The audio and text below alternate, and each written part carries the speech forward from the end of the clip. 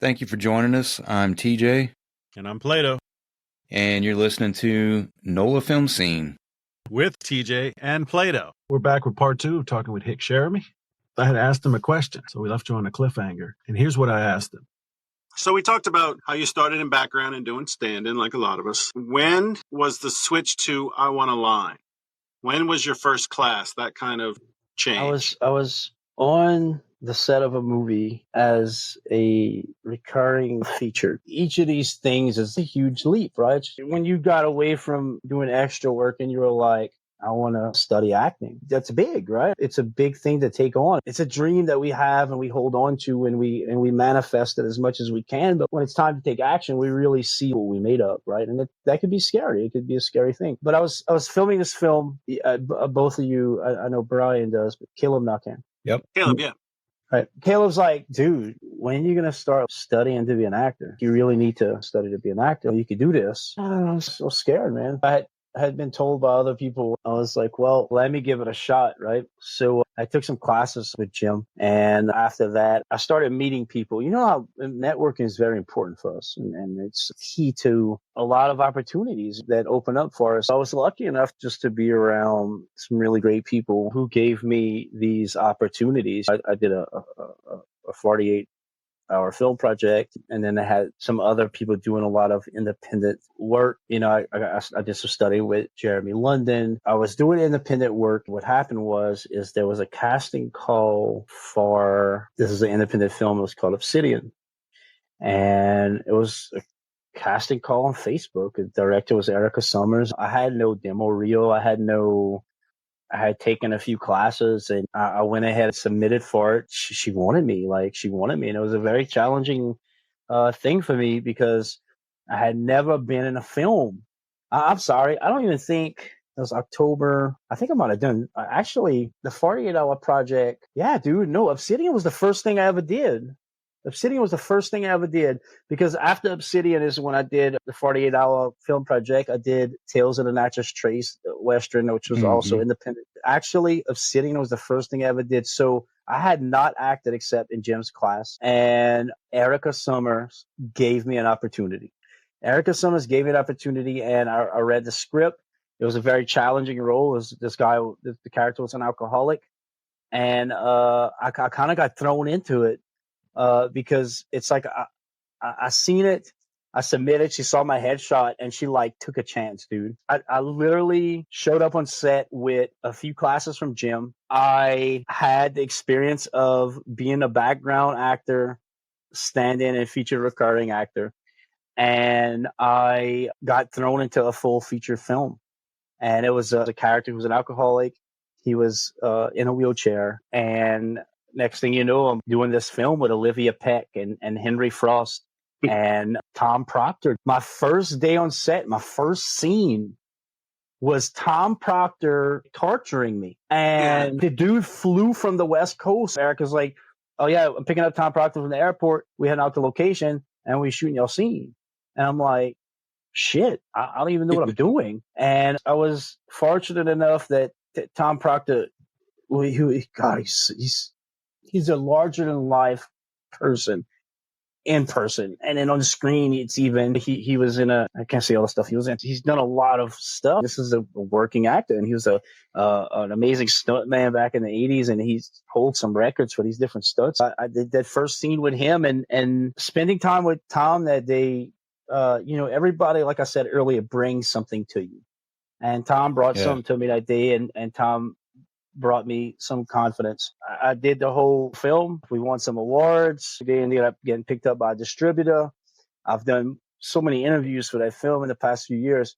And that was my first film. And then next thing you know, I was doing an independent Western, Tales of the Natchez Trace. I was doing a 48-hour project. I was doing other independent films, music videos. I'm in 2 like really cool music videos. And in that time, I continued to study Tracy Kilpatrick, Jeremy London, and taking different intensives from different casting directors. And it just organically happened. But I forgot that I was like just thrown into Obsidian with no, I guess, long-term formal training. I see it now. I did great on some real intense scenes that I'm comfortable with. But I see some of the opening scenes with me in it, and I'm like, dude, Like, Yeah.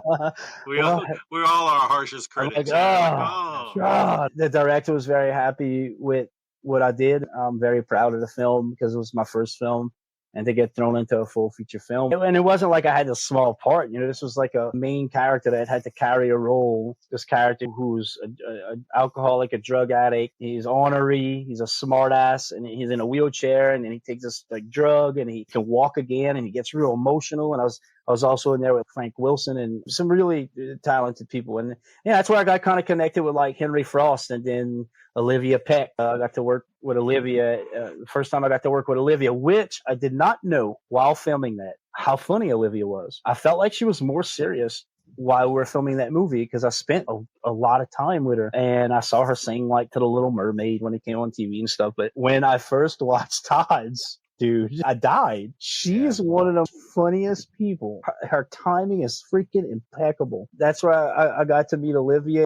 Next thing you know, I'm doing something for her with this next project. Henry and we talked. He's in New Jersey now. In fact, he was working on a big project. He's doing things up there, and there may be a possibility for me to go up there and do some stuff with him. So you meet people, and that's how it kind of started. I don't think I ever planned to be where I'm at now. I wanted to, but it kind of just happened. You didn't know where the door was, and all of a sudden it was opening, and you're in the deep end of the pool. Yeah, I guess the decision was made the day I walked into Jim Gleason's class.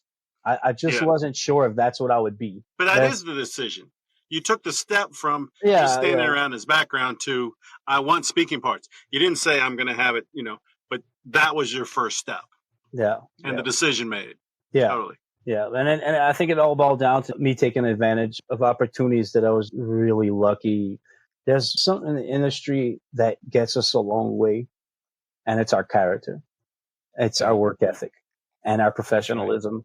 And I've been invited to participate in so many amazing projects because someone said, oh man, he's really easy to work with. He's on time.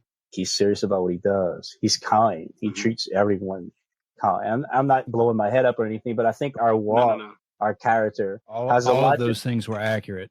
Totally. It has a lot to do, I think, with why people want to work with us. Nobody wants to work with an asshole, man. I've seen it. I've seen people who are hard to work with. You want to always be professional. Anybody who wants to get into this industry, I highly suggest. It's a very ruthless industry, but it's a very loving community. And I feel that who we are will get us where we need to be. Our character will get us where we need to be. Our walk says a lot about us outside of what we're able to bring to the table as an actor, as in a character. So be professional, be kind, be helpful, be selfless, stay humble.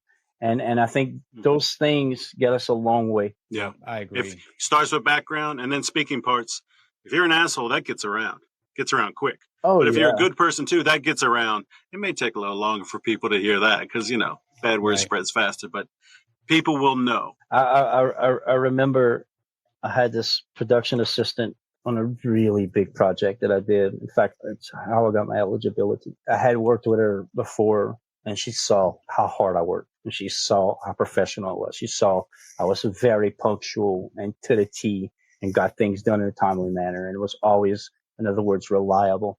And I remember the day I signed that contract, my first side contract. And I remember posting about it. It was a very emotional moment for me because it's something that we all want, right? It's something we all strive to get. And it was I remember signing it and my hand was shaking. And I remember signing it and you never know who's watching you, right? We just never know. And when I went and I posted about it, that production assistant went underneath and she was head production assistant, and she's did bigger things in film. Like she went tell me how deserving I was of it and how proud she was of me and that I was deserving and that I was a hard worker and that I never thought this about this person, that this person saw this or whatever. She was just a person that I worked with. So it's very important how we carry ourselves. It goes a long way and people see you and people watch you and we talked about that community. It's a tight knit community. Word gets around quickly about who you are. So be professional, always be kind to crew, to other actors, to extras, to be kind to yourself, and you'll be kind to others. That's right. Not just the people who can help you. Exactly. Everybody. With no motives, right. man. That's great advice. Well, I think that's all the time we have for this evening, Hick. I really want to thank you for coming on. You've offered some really great insights. It's really nice sitting down with you. Well, thanks for having me, man. I appreciate the conversations. Hopefully we get to see each other soon in person. On set. Yeah, on set. I want to see you in person, but I want to see you working together on set. I just want to have a burger with you, man. And Brian wants to film a damn movie. Yes, on set. I'll film you eating a burger and we'll make money off of it. No. We talked so long, my light burnt out. The charge went out. I'm in the dark now. See, actors are really poor. You see, he came and pays electricity. Hey, Hick, do you want to share any social medias, accounts if you want people to contact or follow you? Yeah, it's Hick Cheramie on Facebook, and then Hick Cheramie and IMDb, and Hick Cheramie _actor on Instagram. But reach out. You have an acting question, reach out. This is two young guys in Tennessee. I've been helping. These kids are getting their career started, and they bombard. They send me questions all the time, and when I can get to them, I get to them, and they ask. If I'm not available, ask other actors. That's how we got to where we are. We just didn't all know it. We had to ask. Can't tell you the amount of people that I've texted, what does this mean? What does that mean?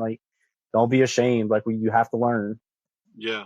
That was a really good question. Hick and I know one another, and we know each other's background stories and how we got started from moving from background into principal work. He has an extra step. He did stand-in work. That's something I haven't done. I did background and then started doing principal. Yeah, I did a little bit of stand-in work. I was also a photo double, which is, to describe it to the folks out there, if you look like the star, but then they don't need the star's face. So if it's a close-up, you need the star's face. Well, if the camera doesn't move after they yell cut, and then the star is going to be down the road where you just see the back of his head, the star can go to their trailer, get their refreshments, get ready for the next scene, and then you get to go wander around and be in the heat or in the rain or whatever the situation is. Right. And then so when I did that job, I was also that actor's stand-in, sometimes in makeup. My stand-in experience was different because I didn't have to memorize any lines. And from what I've heard, sometimes the stand-in has to learn the lines and run them while they're doing the blocking, while they're checking out the cameras and stuff. Have you seen that happen? Not personally, no. I got you. I think tasting that, because it was a week and a half on set for me, and that's when it bit me. I was like, oh, this is nice. It was hard work. It was hot. It was August in New Orleans, 12 to 14-hour days on a good day. And then one time we got rained out, people scrambling. And even when you're just sitting around, because as a stand-in, you're team 2. Actors are team 1. Okay, we need team 2. And you go do your thing. The actors go to their trailer. And all right, team 1. And you switch out, and sometimes you're just waiting. Nothing to do. And that's definitely not exhausting. It's not ditch digging, but that wears on you too. Especially me working a second job. I actually fell asleep in the chair, and one of the stars took a picture of me and shared it. Somebody's like, oh, that's so unprofessional. Well, I'm working 20-hour days, 7 days a week this time, it catches up to you. Yeah, for sure. So that's how I got inspired to take the step up. TJ, what was your moment of inspiration? Good question. I was working on a TV show. I kind of hate that we can't talk about the specifics right now. Yeah. That was the change for me. They called me up and asked me if I could be background in this scene. They wanted a rough-looking character, long hair, long beard. So I was picture-picked by the director, and this was only a handful, maybe the third or fourth time I had done background. I didn't really think about doing principal work at that point. I just didn't think that I could get into it. Didn't really know what it would take to get into it. In between scenes, one of the actors, there's the unwritten rule that the background workers aren't supposed to engage with the principal actors because they have lines to remember. They maybe have an emotion that they need to hang on to, and they just don't want to be, I don't want to say bothered, but they have a job to do, just like we have a job to do. Right. Background, the job is to not be noticed, and you're not supposed to be interrupting and bugging the principal players. But one of the day players was really cool, and he's, have you ever done any talking on screen before? And I said, no. He said, you ought to really think about it. You've got a great look. Give it a shot. And I asked him what it would take, and he told me. he told me the steps, and I started following those. I started taking acting lessons and followed all the other steps and started pursuing that dream. Yep. And were it not for his encouragement that day, if I say who it was, and if I say who the other day player was that encouraged me, it'll be pretty obvious what it was. So maybe in an episode down the road, I can talk a little bit more about it. I just want to be mindful and respectful of the strike and not give up too much information. But 2 actors encouraged me to get into it. I started doing it and haven't looked back. I love it. I'm enjoying what I do. Excellent. Yeah, our next guest actually has a lot of experience with acting and strikes. She's been in the business for decades. And she said you could mention what you were in. You just can't talk about the plot. And we just don't know. And we're going to be more safe than sorry, because if we said it before with talking to Hick, it's like to imagine working your butt off for me 4 years. I think yours is the same. And we're almost to that level. We're getting so close. And then to just be, I don't think they'd blackball us. But if you become a scab, you could be. And I think that's more like if we went and took a job on a struck company. That's why we're being extra careful, probably being silly in some ways, but it's worth it to be, to be safe, because it's our dream. I couldn't hear the last thing you said. Apparently, you have to turn your microphone back on. We need to leave that in. Which leads me to my question I wanted to ask you. We've dropped an intro episode and our first episode, and now this is the second part. But it's really one interview. So we've got a episode under our belt. How are you feeling? Are you excited? Are you scared? This isn't worth it. You don't know yet. What's going on? That's a great question. Glad you asked me that, because yeah, it's worth it. It was a lot of work on the front end, but I love it. I'm having a blast sitting down, talking to people, hanging out with you, talking about the different episodes that we're planning out.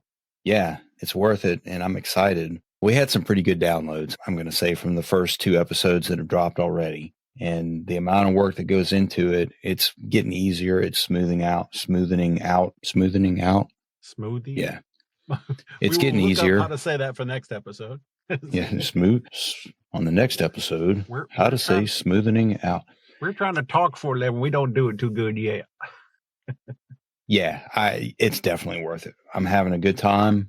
And I think it's going smooth. How about you? How do you feel? I have the easy part. I just have to come here and run my mouth. And I was born to do that. I'm quick-witted. You can tell by that I just came up with that. But also, like saying with your stuff with the computer and both of us involved with the acting and coming up with ideas for shows and, hey, we should do this. And, we've talked about some other things, maybe some surprises down the way, not limiting ourselves to just the film scene, but that is our focus. There's also NOLA. There's also music. There's also other entertainers we could talk to. I'm happy. I'm excited. Want to do more. Yeah, same here. We have some really good guests lined up. I don't want to spill the beans on them yet, make sure that they get locked in, but we have some pretty good shows in store coming up. And I agree. I'm glad we're doing this, and I appreciate the compliment about that. Editing, it's work, but it's fun. I like doing it. Yeah.